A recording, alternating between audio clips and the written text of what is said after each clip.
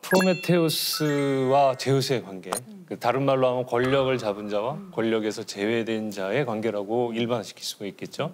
이 이야기의 가장 유명한 버전을 우리가 찾는다고 그러면은 기원전 5세기에 활동했던 그리스 3대 비극 작가 중에 첫 번째 사람으로 꼽히는 아이스킬로스라는 사람의 작품일 겁니다.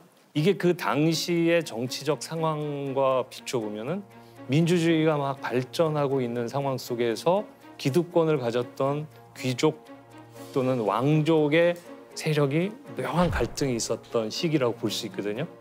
그렇다면 이때 아이스킬로스의 평소의 정치적인 태도라면 저 이야기에서 제우스 편에 서야겠죠. 그렇죠. 그런데 지금 프로메테우스 편에 서는 이야기를 썼어요.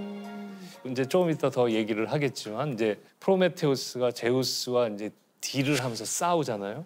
싸울 때 프로메테우스의 근본적인 힘은 어디서 나오냐면 인간에 대한 사랑에서 나옵니다.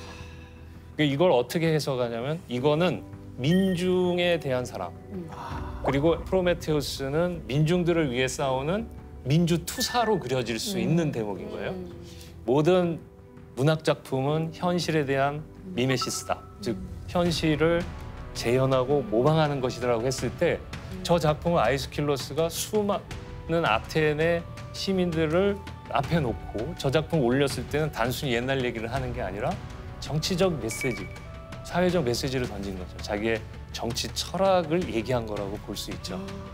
예, 그런 점에서 그 당시의 정치적 갈등이나 상황이 저 작품에 녹아 있을 것이다라고 본다면 이제 가인치 질문에 대한 저의 답은 둘의 관계는 권력을 잡은 자와 권력에서 소외된 자의 그 갈등이라고도 볼 수 있고 당시로 가면 그런 귀족적인 기득권 세력과 새롭게 권력을 형성해가고 막 번성해가는 민주정을 대표하는 인물이 바로 프로메테우스다 이렇게 얘기할 수 있을 것 같습니다. 저도 사실 뭐 저 얘기를 그냥 저 있는 대로 저는 이제 자식사랑 정도로만 생각을 했는데 제가 이제 아들이 있다 보니까 그러니까 제가 강독을 하면서 그러니까 그 캐릭터에 몰입을 해야 되잖아요. 실제 살았던 무슨 세종대왕이나 이순신도 아니고 다른 지역에 막 수천 년 전에 막 구전과 기록을 전해 내려왔던 그 판본들에 제가 몰입을 해야 되는데 그래서 이제 제 아들을 생각하면서 이제 부정으로만 저는 접근을 했는데 지금 기득권과 비기득권으로 말씀을 하시니까 좀 더 이렇게 인식의 폭이 넓어지는 것 같아요. 그러니까 저런 얘기가 신안에 갇혀 있는 게 아니라 막 지금에도 막 연결되고 연상되잖아요.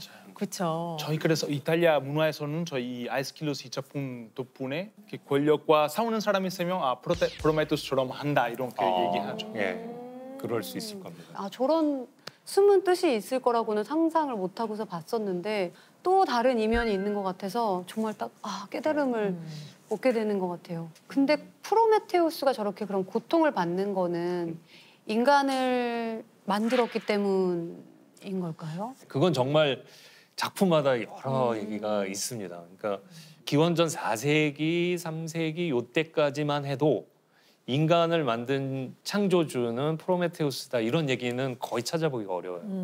그리스의 철학의 플라톤이 프로타고라스라는 작품에서 그런 얘기를 하거든요. 올림포스 신들이 인간을 만들었다. 그런데 기원전 1세기에서 서기 1세기, 2세기 그 사이에 인간을 만든 게 프로메테우스다 하는 얘기가 전면에 등장하기 시작해요. 우리가 한번 추정을 해보면은 인간을 제우스가 만들거나 올림포스 신들이 만들었는데 프로메테우스가 인간들을 위해서 그렇게까지 애를 쓰면서 싸울 이유를 잘 못 찾겠는 거예요. 이게 설명이 잘 안 되니까 프로메테우스가 인간 만들어서 그런 게 아닐까? 이러면서 프로메테우스 인간 창조설이 나온 게 아닐까 저는 그렇게 추정합니다. 그다음에 이제 오비디우스의 메타모르포시스 거기에서는 하늘에서 신성한 흙을 프로메테우스가 인간을 만들었을 것이다. 그러니까 이제 모든 생명체 중에 유일하게 하늘을 바라본다는 거예요. 왜냐하면 인간을 만든 흙이 하늘 천상에서 내려온 거기 때문에. 다른 짐승들은 밑에서 만든 거여서 맨날 이렇게 시야가 아래를 내려온다고 그런 식의 표현도 있고 근데 우리가 지금 프로메테우스 형벌받는 저 모습을 멋지게 그린 그림들이 있어요. 지금 이렇게 결박당해 있고 프로메테우스를 쪼아먹는 독수리가 있는데 프로메테우스가 고통받는 것 같나요? 아니요? 아니에요. 그렇죠? 약간 저항하는 것 같은 표정인데요? 상체도 어디 흐트러짐이 없이 딱 힘이 있는 네. 자세예요. 어떤 상황에서도 굽히지 않고 의연하고 앞을 딱 명시를 하면서 미래를 보고 이제 프로메테우스가 앞을 보는 사람이잖아요. 그 부분을 강조했고 어떻게 보면 우리는 저렇게 살아야 한다라는 부분의 메시지를 주는 그림이라는 생각이 들어요. 저는 그런 의미에서 프로메테우스가 어떻게 되는지 네. 네, 이부를 듣고 싶어요. 이야기 들어야죠. 그래서 네. 이제 본연의 자세로 돌아가서 출발.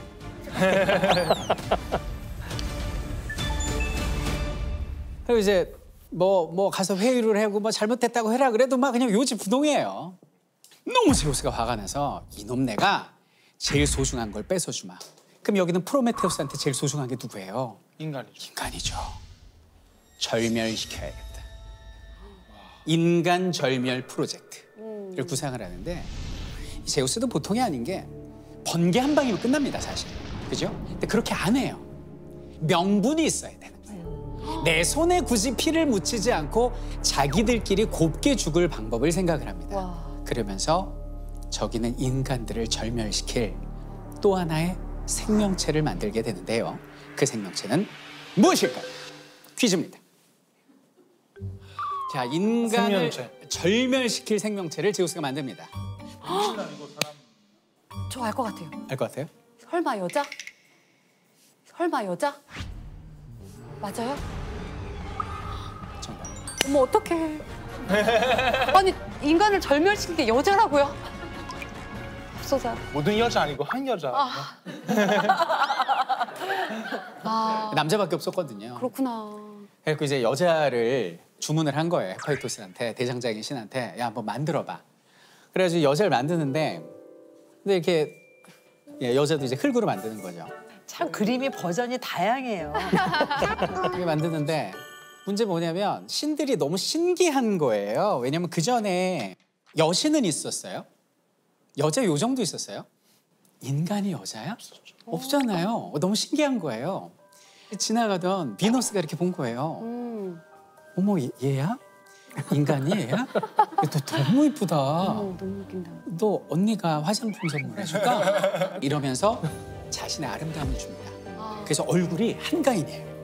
근데 저쪽에서 누가 이렇게 나타나는 거예요, 이게. 아폴론인데 연주를 잘하거든요, 리라라고.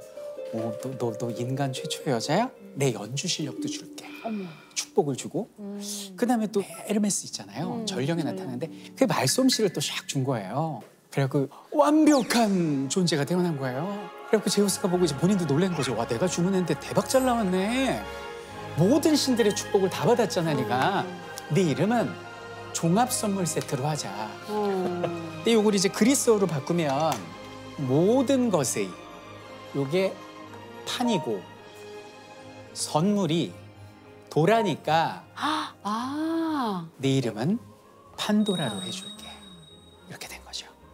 그리고 나서 제우스가 명합니다. 에르메스, 예! 이 여자아이 데리고 예! 에피메테우스한테 선물해. 이렇게 된 거예요. 매달아 놓은 프로메테우스의 동생한테. 얼마 전에 에피메테우스가 형 면회를 갔어요. 면회를 갔는데 형이 갑자기 하는 얘기가 에피, 얼마 후에 제우스가 너에게 선물을 줄 거야. 절대 받으면 안 돼. 받으면 끝이야. 형, 나 절대 안 받을게. 형, 나 약속할게. 도장 찍고 사인하고 뭐 다 하자. 나 진짜 안 받아? 그랬는데 진짜 온 거예요. 그러니까 너무 무섭잖아.